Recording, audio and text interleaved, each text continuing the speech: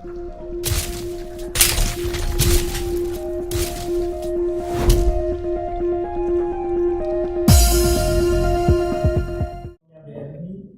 juga kadang berkenan BNI.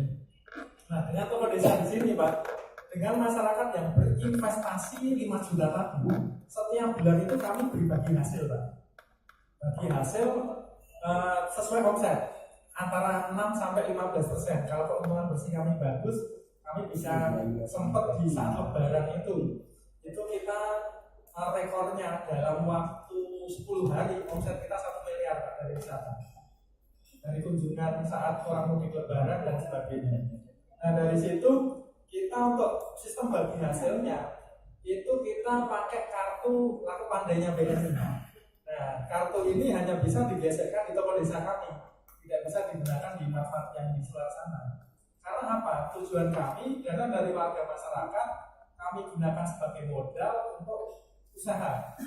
Dari hasil keuntungannya kami sisihkan untuk keuntungan BUMDes, sekarang ada kewajiban untuk PAD, ada sebagian keuntungan kami bagikan ke warga. Nah, cuma dari warga tadi kami langsung transfer ke unit BNI.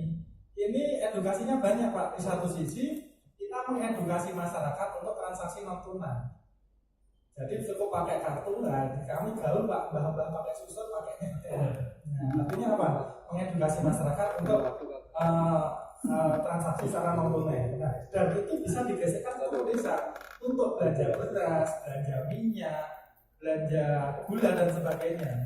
Tujuannya apa, Bapak Ibu? Supaya uang dari masyarakat kami kelola, akan hasil kami berikan ke warga, jadi kembali lagi ini belanja ke desa. Nanti apa? Uang Ponggo ini hanya muter di desa saja. Nah, dengan adanya kunjungan pariwisata yang ada di luar Ponggo, itu uang Ponggo tetap muter di Ponggo, tapi uang dari daerah masih ke Ponggo. Nah, ini sebenarnya bentuk sistem yang kami bikin supaya kami tumbuh dari 10 juta, 20 juta, 50 juta, dan alhamdulillah sekarang sudah 14 miliar perputarannya dalam 1 tahun. Nah, ini pun prosesnya tidak mudah, Pak.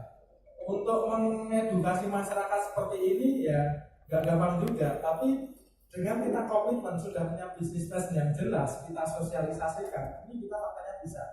Dan toko desa kami sekarang omsetnya sudah 200 juta sebulan. Nah, terus untuk serata kepemudaan. Sedangkan penghasilan kilang tadi kami pembagian dengan pengelola 50-50%, Pak. Jadi masyarakat kami pun sudah menikmati hasil dari BUMD tiap tahun, Pak. Merupakan tiap-tiap megang ada pembagian daging tiap-tiap kakak. Dan di hari-hari keagamaan itu pun kalau ada masa-masa seperti Maulid itu kami nggak pernah ambil lagi dari masyarakat, nggak pernah diikuti lagi uangnya, Pak. Sekarang kami pun banyak BUMD dari luar pun mengunjungi tempat kami, Pak, seperti hari ini. Nah, beri aplaus dulu, Pak, buat Bapak ini, Pak.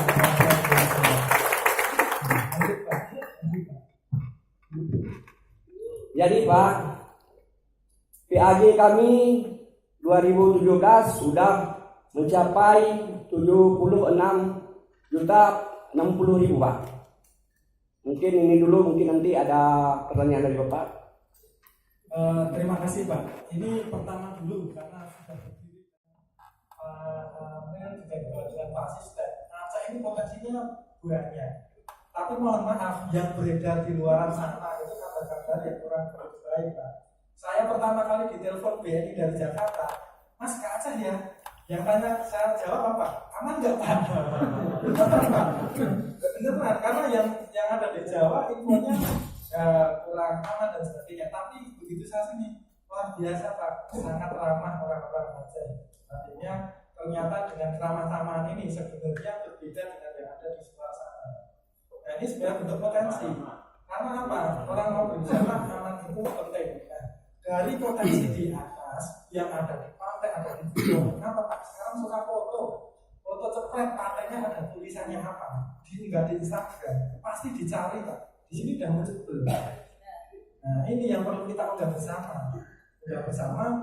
Kenapa di kaitannya program yang berikutnya, konsep pembangunan kami yang keempat itu adalah IT, Pak. Bahwa kami sekupnya orang desa jangan dianggap gaptek untuk mendukung itu, mulai Pak RT, Pak RW, BPD, perangkat desa, pengurus BUMDes, semua kami fasilitasi hadir satu-satu gratis dari desa. Nah, tujuannya apa? Bukan maksud gaya-gayaan, tapi secara sebenarnya itu marketing gratis. Karena apa? Setiap yang pegang Android itu hanya memfoto lokasi wisata kita masing-masing, semua diunggah di media sosial. Yang punya Facebook, yang punya Pet, Twitter, Instagram, apapun itu diunggah. Kalau diunggah di media sosial, itu kan sudah berapa juta yang melihat. Jujur, Ponggok salah satunya besar dari media sosial, dari Instagram, dari Facebook, dari web, blog. Sekarang sudah nggak, sekarang hanya vlog, video dan sebagainya. Dan ini sebagai bentuk di satu sisi mengupgrade warga masyarakat kami. Nah ini kaitannya untuk media sosial.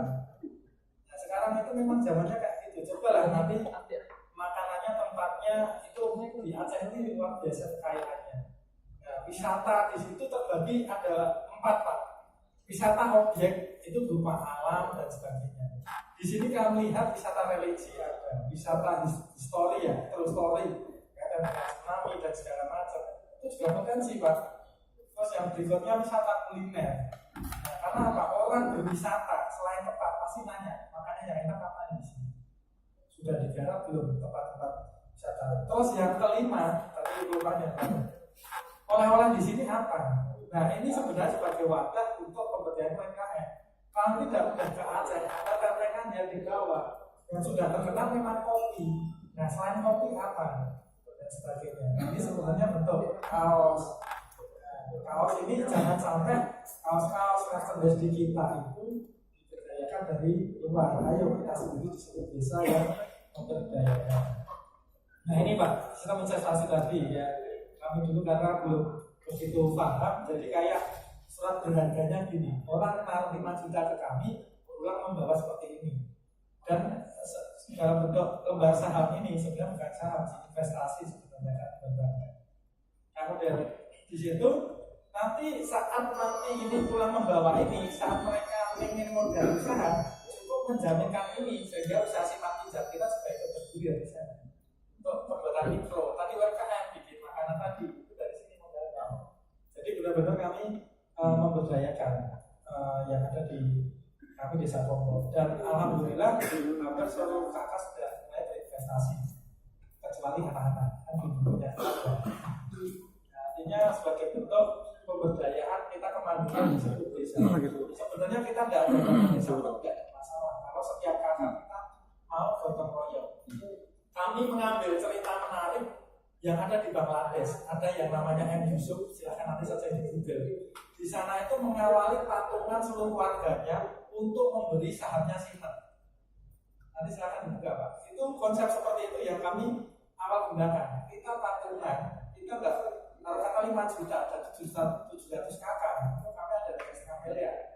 Nggak ada dana dari sabun, nggak masalah. Kita dari situ kita putarkan. Asal bisnis plannya jelas. Nanti terkumpul uangnya hilang, banyak orang banyak. Nah ini sebenarnya bentuk-bentuk pemberdayaan di desa. Kenapa kami menyampaikan sistem investasi di sini? Di satu sisi kami pengen menumbuhkan rasa memiliki warga dan udah usaha. Kalau mereka sudah menanamkan saham, otomatis pasti mereka